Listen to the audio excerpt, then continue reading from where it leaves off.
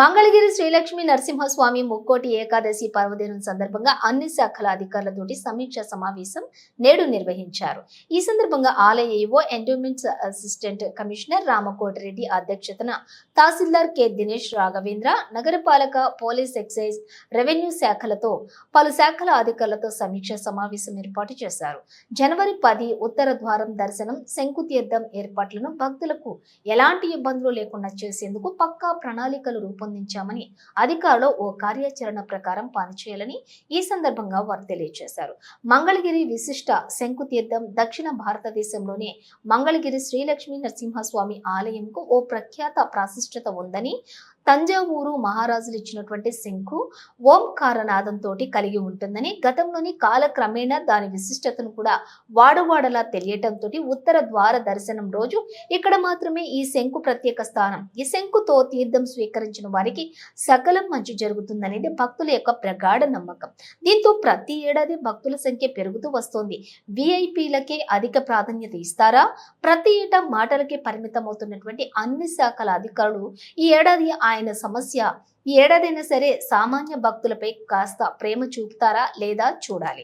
విఐపీల తాకిడి ఒకంత ఎక్కువై, అందులోనూ పోలీస్ శాఖ తీరుపై అసహనం, ఆగ్రహం, విమర్శలు సర్వసాధారణమే. కానీ ఎప్పుడు కూడా వారు సామాన్య భక్తులకు అధిక ప్రాధాన్యత అంటూనే నచ్చినట్టు వారికే వంత పాడే కార్యక్రమం కూడా ఓ తంతు చేస్తారు. వాళ్ళందరికీ సంబంధించింది ప్రోటోకాల్ కూడా ప్రొవైడ్ చేయడం జరుగుతుంది. అదేవిధంగా మనం అందరం కలిసి అన్ని డిపార్ట్మెంట్ కూడా కలిసి ఈ కార్యక్రమాన్ని సక్సెస్ఫుల్గా కంప్లీట్ చేస్తాను కోరుకుంటున్నాను. నా పేరు దినేష్ రాఘవేంద్ర, మంగళగిరి తహసీల్దార్గా నూతనంగా బాధ్యతలు స్వీకరించాను.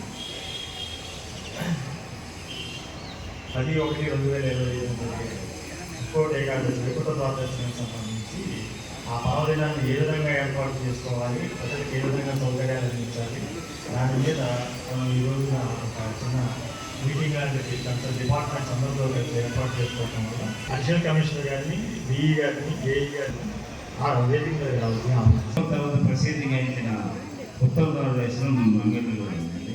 దీని అన్ని డిపార్ట్మెంట్ కలిసి మనం బాగా చేసి మంచి పేరు తెచ్చుకోవాలని కోరుకుంటూ మా దేవస్థానం తరఫున ఈ పనులను చేస్తారు. ఉత్తర భారతదేశం మరియు శంకుతీర్థం గురించి వాల్ పోస్టర్లు, సిటీ కేబుల్, మంగళాదేశాలు, ప్రింటింగ్ మీడియా, ఎలక్ట్రానిక్ మీడియా ద్వారా భక్తులు తెలియపరుస్తుంది. ఉత్తర ద్వార శంకు దర్శనం గురించి భక్తులు ఎటువంటి అవకాశం ఫీలైన్లు కూడా మొత్తం పెట్టేస్తామండి. స్వామివారి భక్తులకు విఐపి దర్శనం టికెట్లు, ప్రత్యేక దర్శన టికెట్లు, ప్రసాదాల అమ్మకం, ఫీలైనందు భక్తులు ప్రసవికరంగా ఉన్నట్టుగా దేవాలయ శాఖ 20 మంది టీచర్స్ చేసుకుంటామండి. దాని ప్రైవేట్ సెక్యూరిటీ నుంచి 75 మంది, 50 మంది సీట్లు ఏర్పాటు చేస్తున్నామండి.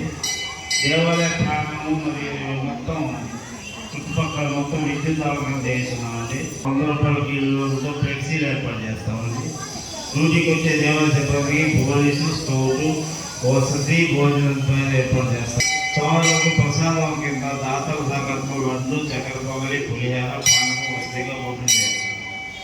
భక్తుల సౌకర్యార్థం క్యూఆర్ కోడ్ను మంచిని విస్తృతంగా దేవస్థానం తరఫున పంపిణీ మరియు ద్వారా